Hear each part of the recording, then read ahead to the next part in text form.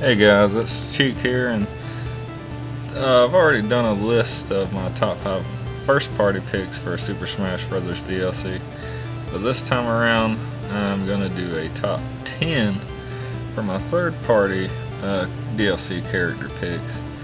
And the only reason I'm doing a top 10 instead of a top 5 is because there was a lot more third party characters that I'd actually like to see get put in the game.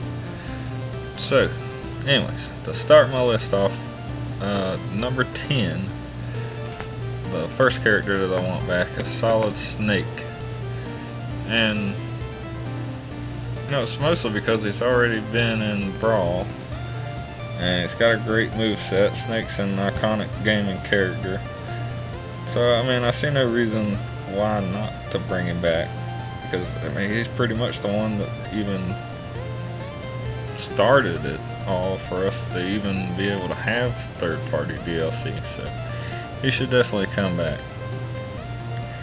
At number 9, I have, it's kind of a weird pick really, but Yoshimitsu from the Tekken and Soul Calibur series. Now, he's already appeared in one game featuring a Nintendo character before, and that was Soul Calibur 2 on GameCube, and Link was actually a playable fighter in it. Now, Yoshimitsu has actually been in a couple of different games on Nintendo consoles. A Tekken game on the Game Boy Advance, and also a Tekken on the 3DS, I believe. And of course, the Soul Calibur 2 on GameCube, as well as Tekken Tag Tournament 2 on the Wii U. And that one even had a lot of support from Nintendo as far as like the Nintendo costume characters. So I thought that was pretty neat. But anyways, Yoshimitsu is kind of the weirdest pick on this list, but I still think it would be cool, especially with Namco involved. It'd be pretty interesting to see him because he's got really great potential for a good moveset. At number 8, I have Shovel Knight. Now, I know a lot of people's been asking for him, and a lot of people's already made their own movesets for him, which it would really be easy to do using all the items that he has in this game. Even though he's only been in one game, I still think that he'd be good for DLC. And even though Shovel Knight's no longer exclusive to Nintendo, it still started out on Nintendo, and it's really a love story to the old NES games, so I see no reason why he shouldn't make it in for DLC. So coming in at number 7 is Knuckles from Sonic the Hedgehog. Now, it was really tough to choose between Tails and Knuckles, and I know a lot of people don't want another Sonic rip, but I see no reason why not, because Nintendo's really close with Sega now. You look at all those Mario and Sonic at the Olympic Games. Why not have another Sonic guy on Smash Brothers? And I think that Knuckles would be a better fighter than Tails, in my opinion.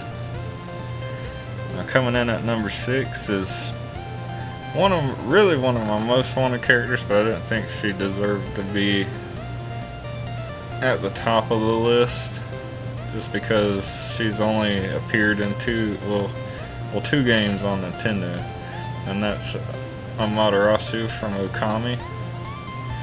Now, she appeared, or is actually playable in the Okami that was eventually put out on the Wii, but it actually started on the PlayStation 2.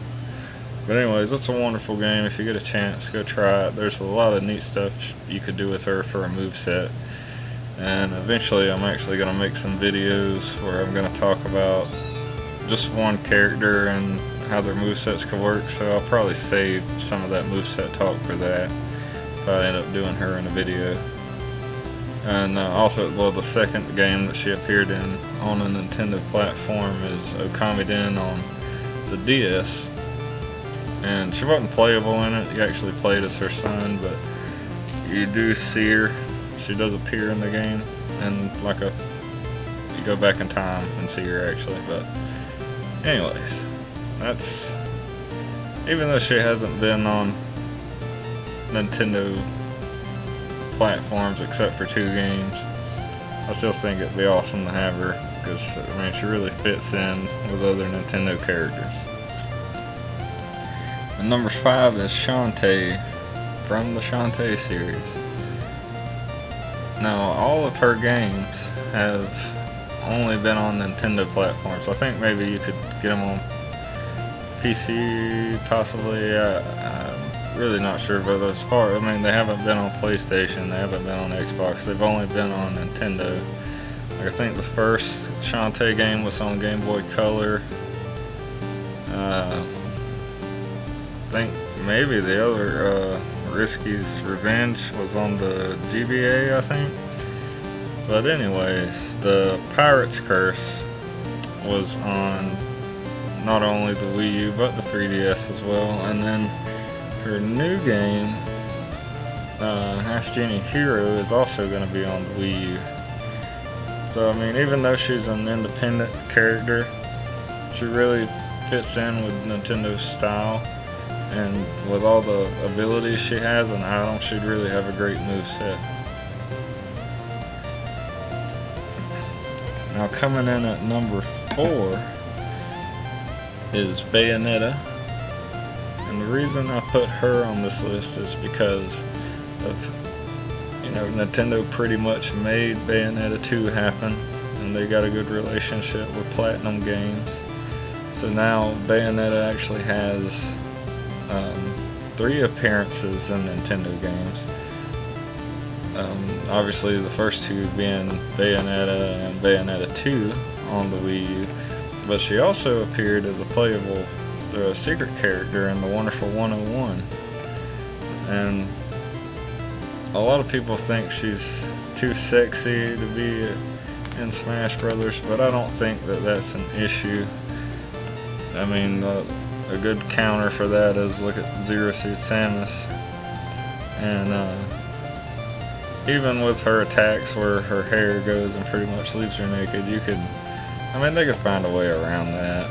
And I know that usually, like, real guns are not used in Smash Brothers games, but she's got plenty of other weapons that you could use in place of it.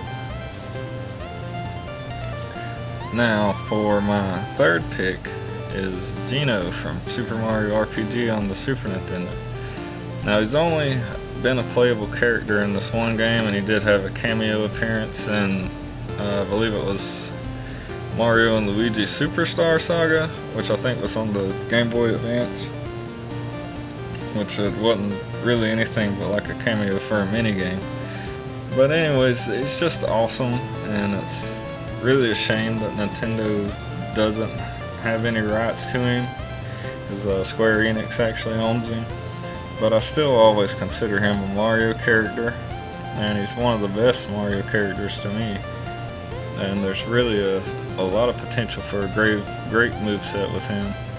And you could maybe even bring Mallow in to be an assist trophy. Of course, I'd like to see him playable as well. And my number 2 pick is Banjo-Kazooie.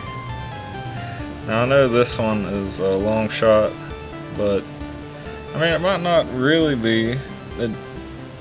I'm sure everybody knows about the Phil Spencer tweet or interview where he said he wouldn't mind having Banjo in Smash Brothers. But, who knows exactly how Microsoft feels about that. But it would still be awesome. He's been in 3 games on the Nintendo 64, and I believe 2 on the Game Boy Advance. Of course, his first appearance was Diddy Kong Racing on the Nintendo 64. So, back then he was pretty much a regular Nintendo character. and it's really a shame that Nintendo doesn't get to use him because, you know, Rare is a developer for Microsoft now. But it'd still be awesome, and you could always bring Mumbo in for an assist trophy. And my number one pick is Bomberman. And Bomberman, I'm really surprised he hasn't been in it already because he's such an iconic character. And he's been in Nintendo games since back in the NES days. And pretty much he's had a game on every Nintendo console. And, you know, a lot of his moveset would revolve around using bombs, but there's still a lot more you could do with him. Like, all the stuff he could do in Bomberman Hero. You could have different types of bombs, and of course you could give him little punch attacks. You know, like a combo or kicks, like they do for anybody else that doesn't really do any of that stuff in their games. But Bomberman's at the top of the list because he's really the most iconic to me out of all of them. And even if he doesn't make it in DLC, I think he'll make it in the game at some point. And well, who knows, Smash Brothers 5 or something. But anyways, that's it for my list, guys. Thanks for watching.